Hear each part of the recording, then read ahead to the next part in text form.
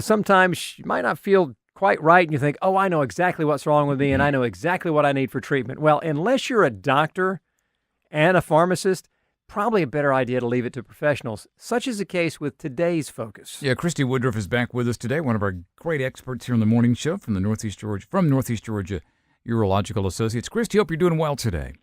I'm doing great. All right. Now, kidney infection and cystitis. Same symptoms a lot of times, but ruling not the same thing, right?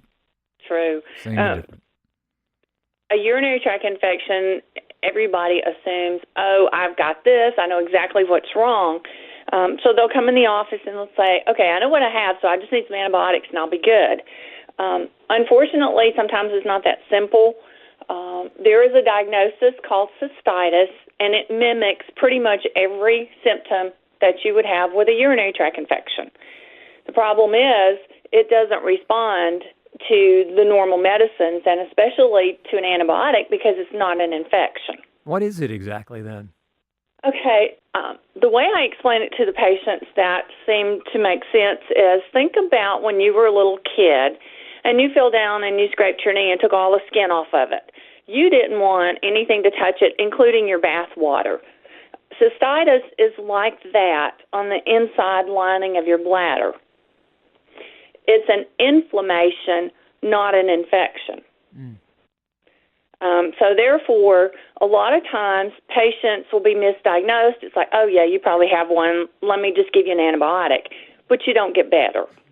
And again, Christie, just to refresh memories, or maybe people have not gone through either one, what are the symptoms?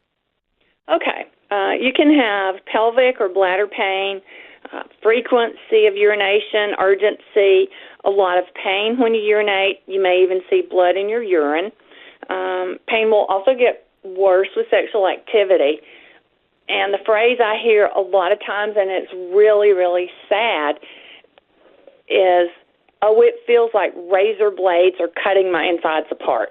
Wow. That's a pretty drastic statement. Yeah, that sounds like a pretty painful condition. So is there a treatment? Because, we talk about a UTI, we talk about antibiotics. Hey, you take that for a few days, things work out pretty well. So how do you treat this? Okay. First, you have to get a good diagnosis. Unfortunately, cystitis does not have a set test that will say, oh, cystitis, no problem. You have your usual workup, physical exam, history, definitely checking out the urine, sometimes x-ray, sometimes a procedure, all in a diagnostic frame. Then we assume, okay, you have cystitis.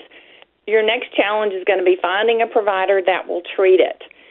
It is really difficult to treat, and a lot of providers will just tell you up front, I'm not going to deal with that. It's too difficult and too time-consuming. Wow. That's what a diagnosis, or what a thing to be delivered when you're in pain like that and you're looking for some sort of result. Well, what are the options that people have when you do treat it? First of all, there's not a cure. It's like diabetes. There is not a cure. You learn to manage it.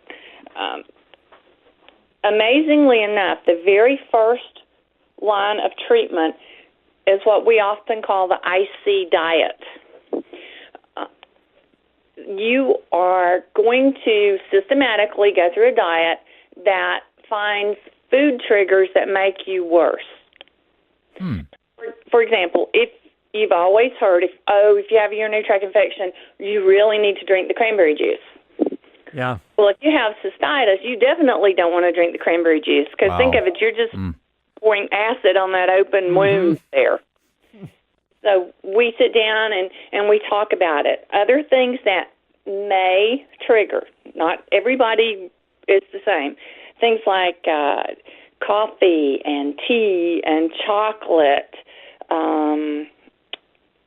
vinegar, spicy foods, especially Chinese food, Mexican food, things like that.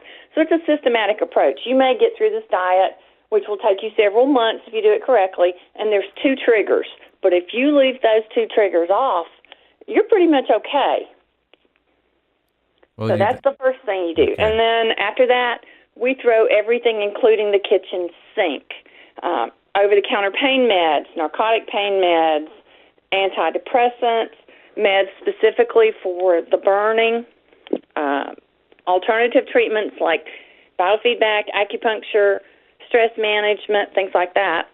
One of my favorites that I'll throw out at the very beginning, if you have a burn or an inflamed area on your skin, you put aloe vera on it.